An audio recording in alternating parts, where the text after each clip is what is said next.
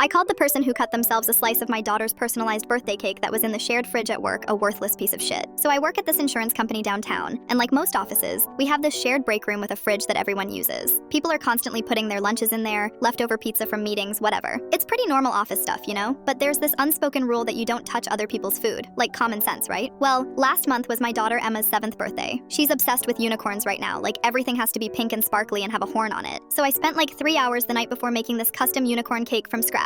I'm talking rainbow layers, buttercream frosting shaped into a perfect unicorn face, edible glitter, the works. My kitchen looked like a craft store exploded, but it was worth it because she was so excited about bringing it to school to share with her class. The plan was simple. I'd bring the cake to work in the morning, stick it in our office fridge since it was bigger than my home one, then pick it up on my lunch break to take to Emma's school. I even wrote her name on the box in huge letters with a Sharpie and added, "Do not touch, birthday cake," just to be extra clear. So I get to work around 8 in the morning, carefully place the cake box on the middle shelf of the fridge, and go about my day. I had this big presentation to give at 10, then a few client calls, so I was pretty busy. Around noon, I head to the break room to grab the cake and drive over to Emma's school. I open the fridge and immediately see the box is still there, which was good. But when I pull it out and open it up, I literally felt my heart drop into my stomach. Someone had cut themselves a huge corner piece. Not like a tiny sliver to taste it, but a massive chunk that completely destroyed the unicorn's face. The horn was gone, half the mane was missing, and there was frosting smeared all over the inside of the box. I just stood there staring at it for like 30 seconds, trying to process what I was looking at. This wasn't an accident. Someone had deliberately opened a clearly labeled box, seen it was obviously a kid's birthday cake, and thought it was okay to help themselves to a piece. The audacity was unreal. I could feel my face getting hot, and my hands started shaking a little. I mean, this wasn't just any cake. This was hours of work, money I spent on special ingredients, and most importantly, it was supposed to make my daughter's day special. Now I had to show up to her classroom with this mangled mess and explain why her perfect unicorn cake looked like it got attacked by a lawnmower. I walked around the office asking people if they knew who did it. Most people looked genuinely shocked and sympathetic, which made me feel a little better. But then I got to Jake from accounting. The second I mentioned the cake, his face went bright red, and he started stammering about how he thought it was leftover from some office party. He claimed he only had a small bite, but I could see frosting still stuck in his teeth. That's when I completely lost it. In front of like 6 coworkers in the main office area, I told him he was a worthless piece of shit for eating my 7-year-old daughter's birthday cake. I said anyone with half a brain could see it was obviously not office food, and that he was either incredibly stupid or just a selfish asshole who didn't care about ruining a little girl's birthday. The whole office went dead silent. Jake just stood there looking like he wanted to disappear into the floor. I grabbed the destroyed cake and stormed out to my car, still fuming. I ended up stopping at the grocery store and buying one of those basic sheet cakes with generic happy birthday writing, but it wasn't the same. Emma was disappointed even though she tried to hide it, and I felt like the worst mom ever. When I got back to work after lunch, my supervisor called me into her office. Apparently, Jake had complained to HR about me calling him names and creating a hostile work environment. She said she understood I was upset, but that my reaction was unprofessional and I needed to apologize to him. I told her I'd apologize when he paid me back for the ingredients and the 3 hours I spent making that cake. She said that wasn't how workplace conflicts get resolved, and that if I didn't apologize by the end of the week, it would go in my personnel file as a verbal warning.